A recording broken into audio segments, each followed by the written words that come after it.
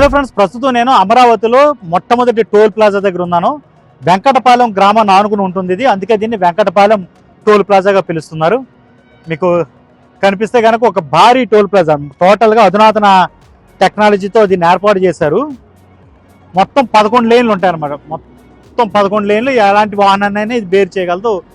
ఇకపై చెన్నై బెంగళూరు నుంచి ఈ రూట్లో కనుక వచ్చాయి అంటే గుంటూరు పై నుంచి వచ్చి విజయవాడ టచ్ చేయకుండా హైదరాబాద్ వెళ్ళే వెహికల్స్ అన్నీ కూడా ఈ టోల్ ప్లాజా నుంచే వెళతాయి.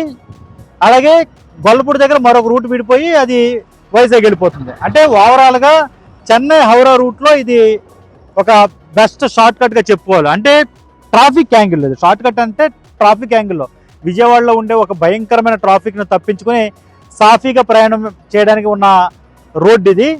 టోటల్గా కాజా టోల్ ప్లాజా నుంచి, అంటే కాజా గుంటూరు దాటిన తర్వాత విజయవాడ వచ్చే రూట్లో కాజా అనే ఊరు ఉంటుంది కదా, అక్కడ ఇది రోడ్డు విడిపోతుంది విజయవాడ వెళ్ళే రూట్ నుంచి. ఇది మొత్తం 17 కిలోమీటర్లు, అంటే ఓవరాల్గా 17 పాయింట్ సంథింగ్, అంటే 18 కిలోమీటర్లు గొల్లపూడి వరకు వెళుతుంది. మధ్యలో 3.1 కిలోమీటర్లు కృష్ణా నది పైన ఒక పెద్ద బ్రిడ్జ్ ఉందన్నమాట, దాన్ని బాహుబలి బ్రిడ్జ్ అంటారు.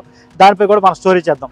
అయితే గొల్లపూడి నుంచి 30 కిలోమీటర్లు మరొక స్ట్రెచ్ ఉంటుంది, అది డైరెక్ట్గా చెన్నౌట్పల్లి వెళ్ళిపోతుంది, అంటే గన్నవరం ఎయిర్పోర్ట్ దగ్గరికి వెళ్ళి ఆగుతుంది అది. సో ఓవరాల్గా ఇది 48 కిలోమీటర్లు పొడవైన ఒక బైపాస్. ఇది విజయవాడ ట్రాఫిక్ని తట్టుకుంటూ ఇది మొత్తం కూడా అటు వెళ్ళే ఇబ్బంది లేకుండా ఇక ఈ రూట్లో వెళ్ళిపోతుంది అనమాట. మొత్తం వెహికల్స్ అన్ని కూడా భారీ వెహికల్స్, ముఖ్యంగా గూడ్స్ రవాణా వెహికల్స్ ఉంటాయి కదా, అవి ఈ రూట్లో వెళ్ళిపోవడం వల్ల ఆ విజయవాడ ట్రాఫిక్ని తప్పించుకునే ఒక అద్భుతమైన అవకాశం అయితే వస్తుంది. దానికోసం ఈ టోల్ ప్లాజాని అయితే పెట్టారు. మీకు ఇంకా దగ్గర నుంచి చూపిస్తాను.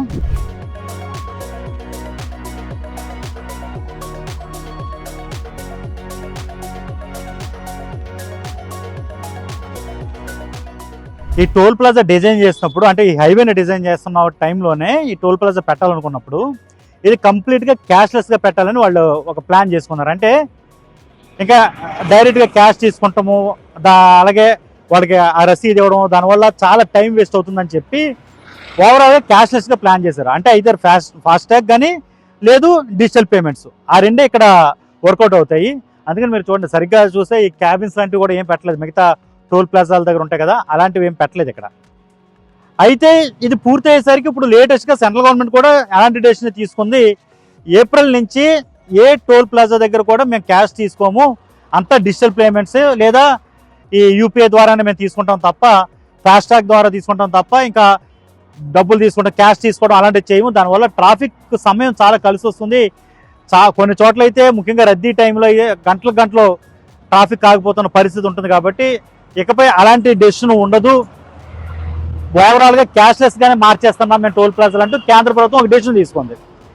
ఇప్పుడు ఇది వెంకటపాలెం టోల్ ప్లాజాలోనూ దాన్నే ఇంప్లిమెంట్ చేస్తున్నారనమాట. అలాగే ఇంకొక ముఖ్యమైన విషయం ఏంటంటే, ఇప్పుడు కాజా దగ్గర టోల్ ప్లాజా ఉంది, ఈ ఎదురు వెళ్ళే కొద్దీ ఇంకా టోల్ ప్లాజాలు తగులుతూ ఉంటాయి. ఇప్పుడు మధ్యలో ఇంకొక టోల్ ప్లాజా పెట్టడం వల్ల ప్రయాణికులకు భారం అనే ఇంకొక డౌట్ చాలా మందిలో ఉంది. కానీ వీళ్ళకి రవాణా శాఖ ఏం చెప్తుందంటే, ఇప్పుడు ఈ కొత్తగా ఈ బైపాస్ వేయడం వల్ల, ఇక్కడ టోల్ ప్లాజా పెట్టడం వల్ల ప్రయాణదారులు ఎదుర్కొనే టోల్ ప్లాజాల్లో ఒకటి తగ్గిపోద్దట. టోటల్గా కాజా నుంచి ఇలా వెళ్ళే రూట్లో ఓవరాల్గా 3 టోల్ ప్లాజా దగ్గర పే చేయాల్సి వస్తుంది. ఇప్పుడు ఆ 3 టోల్ ప్లాజాల్లో ఒకటి తగ్గిపోతుంది అని వాళ్ళు చెప్తున్నారు. దానికి సంబంధించిన పూర్తి షెడ్యూల్ రావాల్సిన అవసరం అయితే ఉంది. బట్ త్వరలోనే ఈ టోల్ ప్లాజాకి సంబంధించిన ఈ మనీ తీసుకోవడం ఇదంతా కూడా సర్వీసెస్ స్టార్ట్ అవుతాయి. ఓవరాల్గా అయితే ఒకటి అమరావతి రాజధానికి సంబంధించి ఒక ప్రతిదీ ఫస్ట్ అని చెప్పుకున్నాం కదా, అలాగే ఫస్ట్ టోల్ ప్లాజా అన్నమాట ఇది.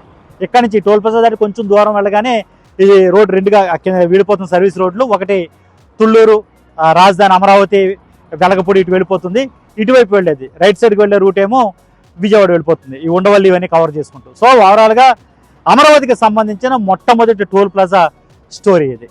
మరిన్ని అప్డేట్స్ కోసం చూస్తూనే ఉండండి ఏబీపీ దేశం.